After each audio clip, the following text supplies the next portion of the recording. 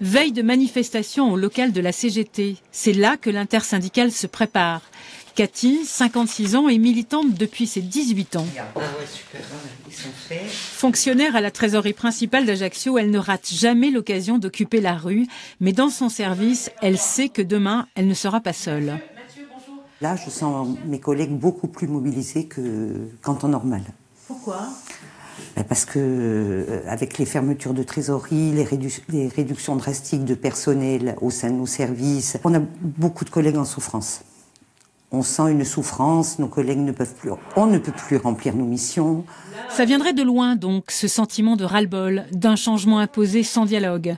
Au service des impôts, les réorganisations, c'est 40 postes de travail en moins depuis 10 ans. L'informatisation aussi a bouleversé le métier d'Anne. Souvent, elle se sent juste correcteur d'erreurs.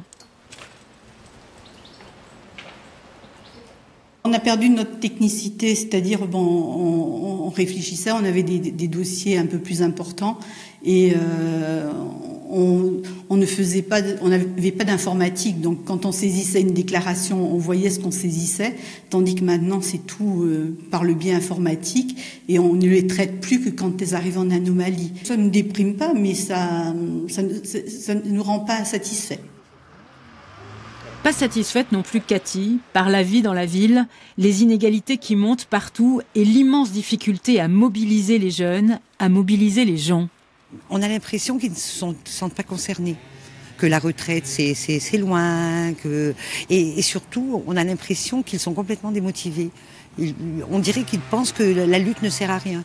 Et pourtant les acquis sociaux qu'on est en train de remettre en cause, ce sont nos anciens par leur lutte.